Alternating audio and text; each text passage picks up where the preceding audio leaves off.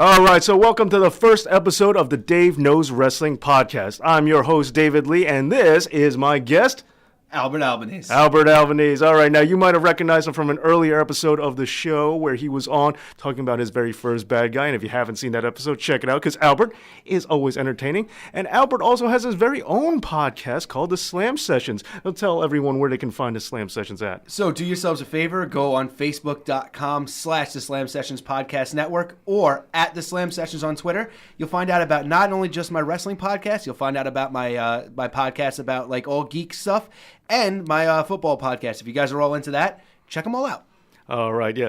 I was actually a guest on his podcast last week as well. So, you know what? Albert is a very entertaining guy. So if you like the show, you're definitely going to like Albert. So check out the Slam Sessions and all of his other podcasts because he's an extremely entertaining guy. And we have a lot in common. We actually like a lot of the same stuff. So that also works. It's also a good thing, man.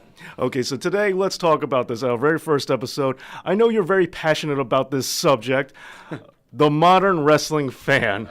Just a little bit passionate about Just it. a little bit passionate. Just a little bit. So this is one of the few things I think we have a little bit of disagreement on, so why not go for this? So tell me, we'll start with you. Tell me about what you feel, the modern wrestling fan, the fan of today. What do you think they're doing for the industry?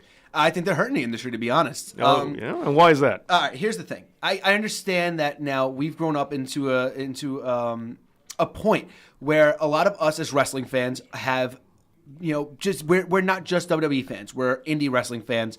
We have a lot of guys who we like outside of the company that we've always wanted to see come into the WWE. The problem is that when I grew up, I was a WWE fan, and I knew that from the start. We see who the guys are that get pushed. We see the guys like Hogan and Warrior, you know, big guys that are larger than life, guys that make you look back and think, man, these are guys I could never be. Even a guy like Bret Hart and Shawn Michaels, they look like guys where like I could never look like that. I could never be like that. They have an it factor. The problem is that the modern wrestling fan, all they want to do is they want to see the indie guys who they've been following for the past 10, 15, 5, however long it is, years, be pushed to the top of the card and disregard what the WWE's formula has always been built on. And when you start interjecting yourself into matches and you start, you know, chanting things that don't make sense in the middle of a match and you start doing the wave and you start disregarding other superstars who are talented as hell, Roman Reigns and John Cena, but they aren't exactly who you want them to be, you're hurting the product because now the casual fan who the WWE wants to get in and who you as a wrestling fan need to know gets into wrestling, they're all being turned off by this. And now what are we doing? We're setting up the WWE to be this, you know, this company where they're not going to have fans of the future. And then we're setting it up to fail. And then when they start going bankrupt and we start looking around and saying, well, nobody watches wrestling anymore, maybe you should kind of take a little bit of a look in the mirror. I agree to some of that for sure, but other parts of it I definitely disagree with. Like, I do agree that, you know, fans should be, you know, less disrespectful in terms of, you know, these guys working out. You know, they're doing a lot of great things, especially like in the beginning of the Cruiserweight division. Now, I have my own problems with the Cruiserweight division as it's produced, but as do I. They're really working hard. Like, you know, you don't need to start chanting for, like, CM Punk. As much as I miss CM Punk, like, give these guys a break. They're trying. But that does remind me of another thing. I don't know if this qualifies as the in bad taste position or not, but how do you feel about the you effed up chants, shall we say? You know, I was a big ECW fan back in the day. It was actually my favorite organization. Liked it better than WWE to a point. I loved Paul Heyman and his booking style. I like that fans could be vocal, but I don't like that. Like the you effed up chants, man, that always got to me because you try to, you know, like jump off of a steel chair onto a guardrail and do a moonsault. Man, you would slip and fall on your butt so hard. So these guys are trying to entertain you. And look, this is not choreographed. These guys are going out there and they're doing this all in one take. If it was a movie, they would get a do-over. There's no do-overs in wrestling. Things happen. Don't, you know, slaughter a wrestler for, you know, messing up a little bit because nobody's perfect. I hear you. Now, by that rationale, though, if it's in the indie scene, if it's in the up-and-coming scene, is it okay to let the wrestlers know by the fans, letting them know when they're not happy with something, though? On the indie, how else are they going to learn? On the indie scene, I mean, I'm a little bit more lenient. If I watch a Ring of Honor show, I'm going to be a little bit more lenient with the crowd because you know the crowd that Ring of Honor attracts. Ring of Honor doesn't attract casual fans. They attract hardcore wrestling fans. So yeah, all those chants, all those you effed up chants, all those, all the, the booing of maybe some guys they're booking as baby faces and stuff like that, that's showing somebody who hasn't made it to the big time yet that they're not doing exactly what the fans want them to do. So I understand that more on an indie level. But if you've made it to the WWE, you've made it. You got there on your own merits. Even if you were churned out by the WWE machine, they saw something in you to put you in that position. So by doing that, you're taking the cream of the crop, the best of the best, and hating on them because, oh, man, they messed up some move that you probably couldn't do in your basement to somebody else. No, you see, I'm kind of torn on the issue because I hear what you're saying. But at the same time, I think, now I do think when it comes to the main event level, like if someone is screwing up, if you've made it to that big time level, not just WWE, but you're in a main event show. And yeah, I understand accidents happen. But if you mess up doing something extremely basic, and it's something that the guys in the nosebleed section can see that you screwed up, I kind of think that guy deserves it. I mean, to a point, I guess I see what you're saying, but it's also the fact of look at how intricate it is, and look at how timing wise things have to happen. Roman Reigns goes to lift up a guy like, let's just say Seth Rollins, just use him as an example for a body slam, and Rollins jumps a little bit too early. Now all of a sudden it looks like Reigns totally screwed something up because Rollins might have been a split second off, or maybe Reigns was a split second off, and stuff like that is going to happen. It's being a professional wrestler is extremely hard. It's something that I haven't done. So, I mean, look, it's the same thing as a pitcher throwing a ball, just not having his stuff that day and throwing walking four guys in a row. Hey, look, I hear you. And I go out there my heart goes out there to anybody who's trying to work and entertain me for the most part. But then, let's take a guy, perfect example, a wrestler that I'm notoriously not a fan of, but Bill Goldberg, all right? He was a guy who... He didn't earn his stripes by being put in the main event. He just did exactly, he just looked the part. And did enough that, that he hit all of his weaknesses and was booked correctly. But there was, yes, absolutely. I could not agree with that more. But, he was very dangerous. He hurt a lot of people. He hurt himself a lot. And, hurt Bret Hart. So let's... his career. Oh, yeah. Don't get me started on that. One of my favorite wrestlers of all time. Same here. But now, if this was live and you saw and people knew about it, and this would happen in the arena when he put his hand through the window of the limousine. Oh my God! And people wanted to chant, idiot. If you wanted to chant, you effed up for that. I think he earned that. I get because you know what I'm saying. Idiot. So, you took your you took years of your career because you made a stupid snap decision.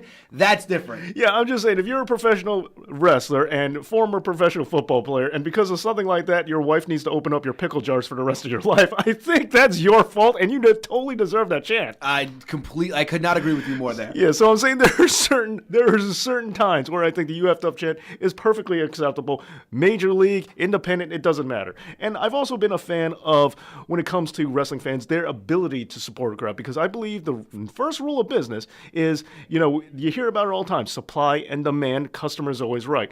If you want to make money, it's not going to be the fans that screwed you out of the money. It's because the fans are giving you their money, and we're only going to give it to you if we like it. Yes and no. Okay. Let me ask you a question. Yes. Do you like the current product right now? Yeah, as a whole, yeah. I mean, but are you a huge fan of it? Like, if I would have told you, 5 years ago, this is the trajectory that WWE was going on, you'd be disappointed, right? Yeah, I would be, because the thing is, like 5 years ago or like 3 years ago, that was a real big moment for me. That's when I really, really started to like wrestling again. Like, I hadn't liked it in a while, and then the second Summer of Punk, not the Ring of Honor Summer of Punk, but the right. I want to make sure I know. Yeah, I know what the real Summer of Punk is. But yeah, that was the big peak. So if you told me now where things were going, yeah, I'd be a little bit disappointed because I don't have CM Punk. Right. That would be like the major thing, but I still like it. One complaint I have about, a lot of my friends who are wrestling fans, people love this expression. I don't know if you've heard in your circle of friends, but better than half the roster. You talk about blah, blah, blah. Oh, well, at least they're better than half the roster now. I actually looked at it and broke down the roster.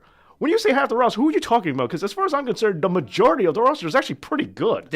Almost everybody's solid in the ring. Right. And pretty decent on the mic, too. Some guys aren't even getting chances that kind of even deserve it. My thing is this. Me and you both know that these hardcore fans that go out there every single week and they chant all this stuff and they buy the tickets just so they can, chant all this crap at WWE thinking that they're going to change the outcome. Guess what they have?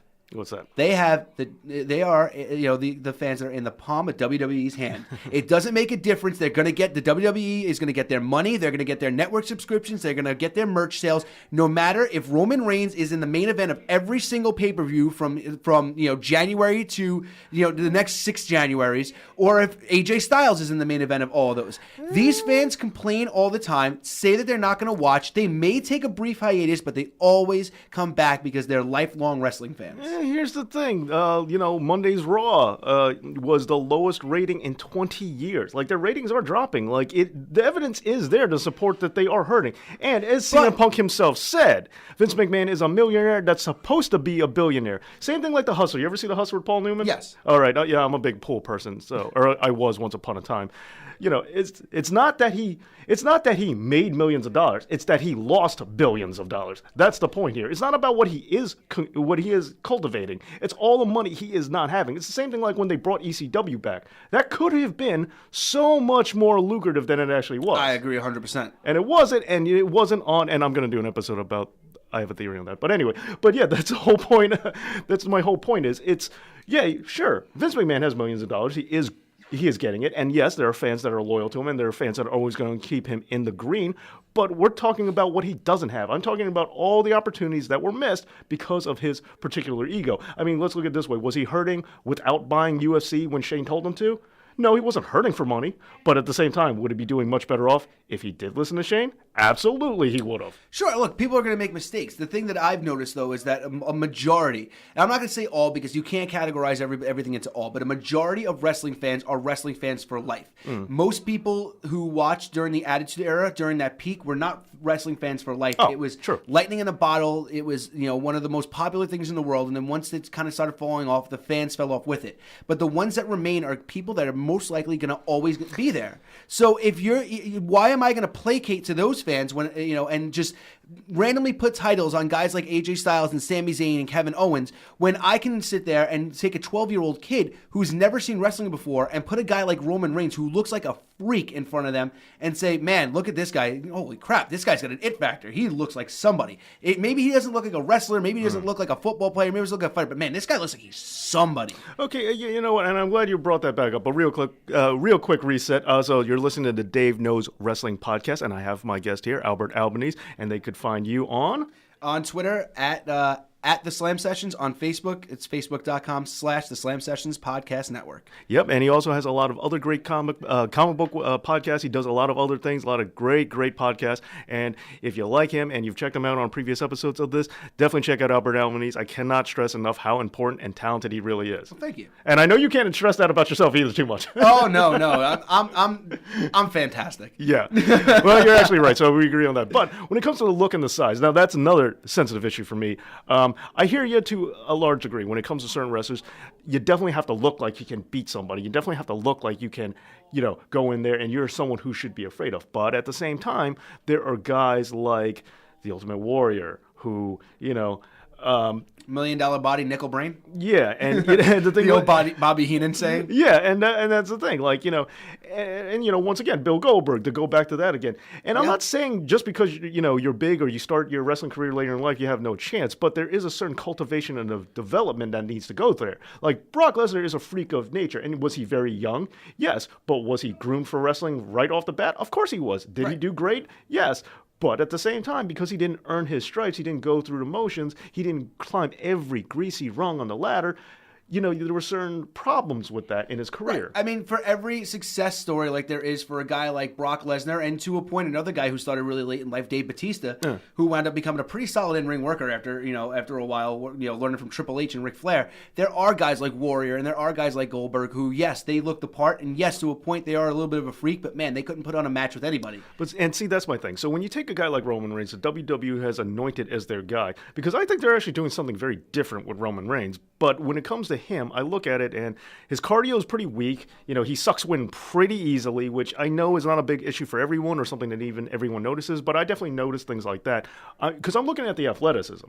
And just because you were built for football doesn't mean you're great for wrestling. Agreed 100%. And I know he's been in wrestling for a while. And LT, phenomenal football player, and did a really good job at WrestleMania 11. Yeah. Say what you will, but absolutely for what it was, for the small amount of training he had, absolutely. And don't get me wrong, Bam Bam definitely is a lot of thanks to Bam Bam on that one because he definitely did a lot to make that match happen. One of the most underrated guys ever. True, but I'm just saying, if you watch the end of that match, LT was blown out. He couldn't stand. He had to be carried. If you watch it, that wasn't acting. He was gassed. He was blown up. Right, because your body, it's the same thing like Michael Jordan when we went from basketball to baseball to back to basketball again. His body needed to change. You need to calibrate yourself, and that's what I'm ultimately saying. When it comes to Roman Reigns, he's been in the industry for how long? He's been in the main event for how long? How come he doesn't have that conditioning? How come he doesn't have certain skills that he should have acquired by now? See, with the exception of the conditioning, I've kind of gotten to a point where I feel that Reigns has actually earned everything he's gotten, and I think he's actually pretty solid.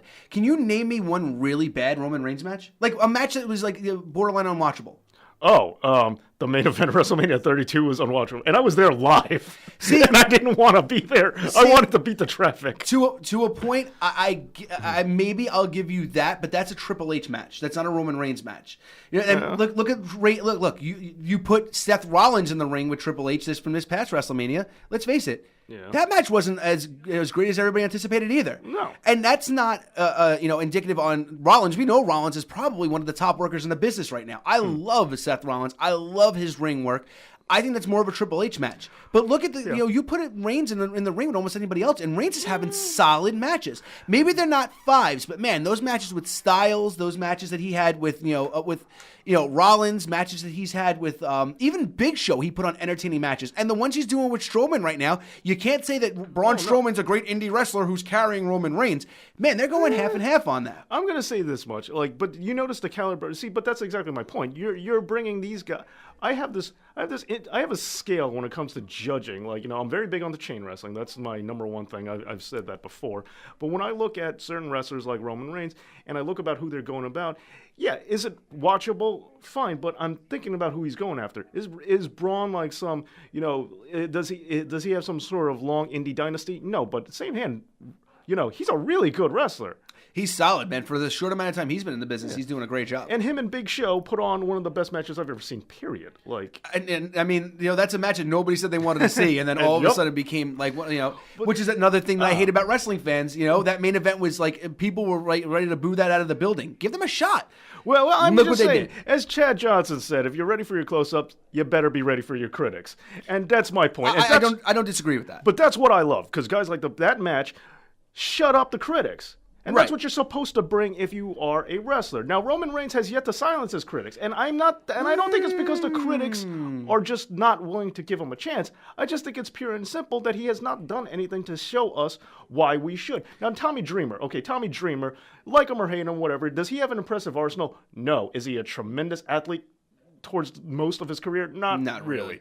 Okay, yeah, but when he was first out there in ECW, he was a big, pretty boy. He was being billed as a big, pretty boy. Yep. And then no one cared.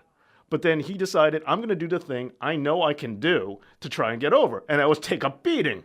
Right. Okay, so that was him earning it. Like Randy Orton, I dismissed him as pure nepotism, but then he took the thumbtacks, and I know they're thumbtacks. It's not the same thing as falling off the Hell in a Cell or nothing.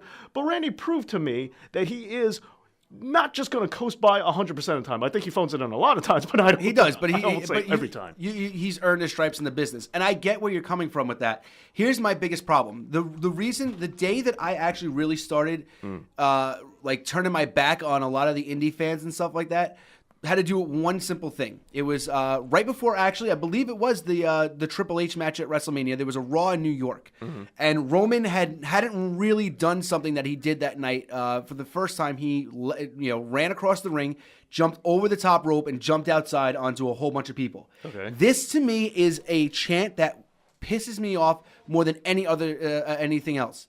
Somebody does something impressive, and the chant is "You still suck." You just admitted that this guy who you hate completely impressed you, but your reaction is that we liked what you just did there, but you still suck. That is, in my point, the definition of the internet wrestling community right now. It's the "you still suck" mentality.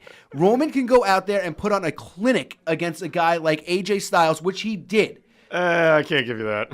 I think he had his series of matches with AJ. The first match they had together was good. I think they were both really solid. But he can go out and he can put on a clinic with any guy. He can have a great wrestling match, but he can come back and they're still going to look at him and say, "You still suck." Well, see, now I actually like that you use that term, which is definitely a popular indie fan smart term. Okay, so clinic. Yep. But here's my thing about why I'm not going to go as far and give that the clinic title is because I think if you wanted to, teach somebody put on an actual wrestling clinic, I don't think that match belongs in a how-to column of any kind. I don't think there's anything fans need to learn or divine from it. It's not okay. It's not gonna. Maybe it's not a top like 100 match. But I'm saying that for what it was for being a main event of a pay-per-view, I definitely think it was worthy. I mean, even if it's entertaining, yeah, fine. But it's definitely not something that I think you could learn from. And that's the thing. And Bret Hart even said that about Triple H, who I also am not a fan of Triple H, but I am a huge Bret Hart fan. Is the same thing that Triple H never did anything innovative. He never, it's not that he's bad. It's like he's the default character. It's like, that in video games, when you got a guy who's just average on everything, just solid fives across the board, he may not be the best, but he's not the worst. That's what Triple H is to me, and that's what he's always been to me. And it's the same thing that Roman Reigns. This is a paint-by-numbers wrestling scenario with Roman Reigns, and the only way he digs himself out of this hole is if you give him someone who is known for being innovative, like AJ Styles, and if he was still around, CM Punk. And, Daniel Bryan, he had a great match with Daniel Bryan, too, at Fastlane. Was he? And but once again, it's another guy who you're saying. I get it. It's the idea of being carried. I want to see him dig down and carry someone else. I think he's been doing that with Strowman. He's got more experience, and he's calling those matches. But when you saw Braun Strowman and Big Show, that tells me it's also the factor is not Roman Reigns because I know. Yes, Big Show has a lot of experience too, but at the same hand, nobody, Big Show or Braun, has ever wrestled like that. They never knew what to do. So clearly this is, fine. Big Show might have been in the game for way longer, but this is clearly a new hybrid match that they are not used to. So I think they discovered that on their own. And that proves to me that Strowman is capable of doing something or thinking on his feet. I'm not saying he's not. But that's why I can't give the credit to Roman on that, because Strowman has shown me why he's that good that alone. But by that same point, WWE's not going to put him in the ring with a guy like Roman Reigns if he's not that good. So that's the thing. Yeah, Roman is not going to have a chance to elevate a lot of talent when he is in a main event scene because that talent has already been to a point elevated. Now, a guy like Strowman, I give Roman a lot of credit with that because Braun's not a main eventer. He hasn't been a main eventer his whole career. He's just really reaching that pinnacle now. And Roman's put him into huge matches. He's sold for him. He's made Strowman look like $1 million, when in all fairness, he kind of doesn't have to. I kind of think he's the big dog. He knows he can do no wrong in Vince McMahon's eyes. As much Triple H might want to try to push him down the ladder, but he still has to. But he still has to do what's best long term. Like of course. So he has to put him over. He's not going to be the kind of guy who takes liberties like Shawn Michaels did against Hulk Hogan and oversold like that entire match. Because I'll put it this way: while I do criticize Roman, and I know it's the popular thing to do right now, Roman occupies a very weird part of my brain, because most of the wrestlers I hate, I also don't like them as people. But Roman Reigns, I don't hate him as a person. I actually think he's a nice guy. Like, and everything I've seen, like people joking behind the stage, like he's fully aware of this. Like, and did you see the picture of Braun and Roman? Oh my God, yeah. Titus brought that down really quick, and then 10 other of them came up. Titus, you really just don't want to keep your job, man. No, man, the guy's not even wrestling anymore. But back onto it. So the thing with Roman, like I gotta say is, like I haven't seen him dig down and carry somebody else, and I'll give fine, I'll give you that in his main event he doesn't have a lot of options to carry somebody new, but it doesn't even have to be about that, because there are definitely guys in the main event who are not great. And of course, there's always going to be guys that we're going to look at and think maybe they don't belong here, but they give him a shot. I mean, look at Jinder right now.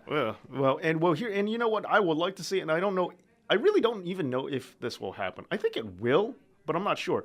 But the two guys that you definitely are tired of fans criticizing, and even I got to admit to a certain degree, I'm kind of on your side for one of them, but I would love to see, just because I want to see what happens, John Cena versus Roman Reigns in the main event. And I'm dying to see that match. Because I want to see what happens. Because if it's terrible, and if it's honest to goodness terrible, And and I mean, like, they have to put on, like, I want to see if they can put on a good match. I think they can. Look at Cena has, over the past couple Cena, of years. I think gets way doesn't get enough credit. I think the people are a little too harsh on him. I'm telling you, I think, and this is an unpopular opinion. I said this on my podcast. This is going to probably make people not want to listen to my podcast. I think that John Cena versus AJ Styles at Royal Rumble was a better match than the Okada Omega match that everybody went nuts for in New Japan. I think that match was absolutely better. My head's exploding because here's the thing. Do I think 6 stars is a little unnecessary for Okada and Kenny Omega? Overkill. Yes. I do think that's too much. Because I don't think it gets I don't think it's a 6-star. I don't think it's a 5-star. I don't think it's a 5-star match at all. No.